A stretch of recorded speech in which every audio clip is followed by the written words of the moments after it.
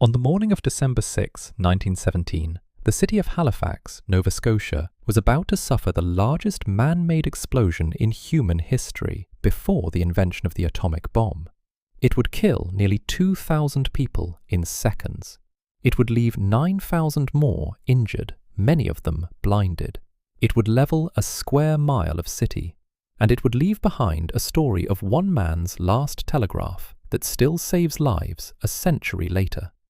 This is the story of the Halifax Explosion. In 1917, Halifax was one of the busiest ports on the Atlantic.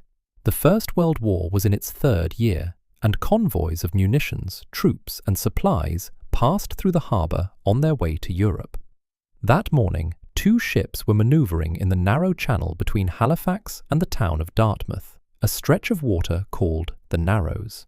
One was the SS Emo, a Norwegian relief vessel headed out to sea. The other was the SS Mont-Blanc, a French munitions ship that had just arrived from New York. Her holds were packed with over 2,000 tons of explosives, TNT, picric acid, gun cotton, and, on deck, drums of benzol, a highly flammable fuel. Standard procedure was to fly a red flag indicating dangerous cargo. The Mont-Blanc did not. Halifax was a wartime port, and officials had reasoned that openly advertising the cargo could attract enemy submarines. At about 8:45 in the morning, the two ships entered the Narrows on a collision course. Signals were confused. By the time the Emo reversed engines, it was too late. The collision was slow, only minor damage at first, but sparks from grinding metal ignited the benzol on the Mont-Blanc's deck. The crew of the Mont-Blanc knew exactly what their cargo was. They abandoned ship in lifeboats and rowed for the Dartmouth shore. They tried to warn the people on land. Few of them spoke English. The Mont-Blanc, now on fire and unmanned, drifted slowly toward the Halifax waterfront. For about 20 minutes, the burning ship was a spectacle. Workers came out of factories. Children pressed their faces to schoolhouse windows.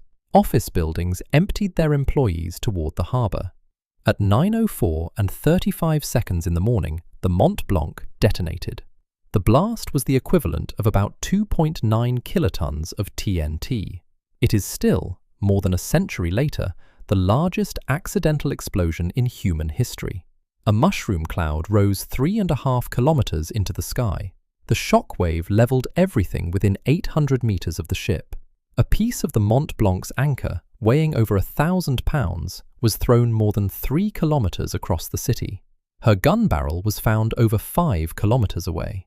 The water of the harbour was driven outward in a wave 18 meters high.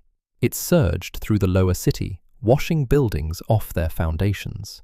And then there was the glass.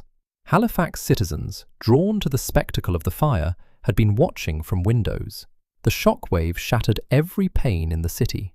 Thousands of people lost their sight, partially or completely, from flying glass. One man's actions that morning would save hundreds of lives. His name was Vince Coleman. Coleman was a railway dispatcher at the Halifax rail yard, close to the harbour. He knew an incoming passenger train was approaching the station. He knew, from a warning passed up the docks, that the ammunition ship was about to explode. He had time to run. He stayed at his desk and sent one final telegraph message up the line to halt the train.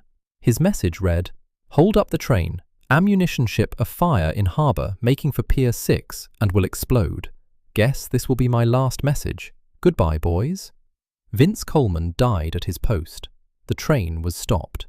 An estimated several hundred passengers survived because of his telegraph.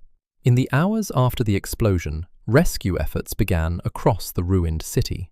And then, the next day, December 7th, a blizzard hit. 41 centimeters of snow, bitter cold. The relief work paralyzed.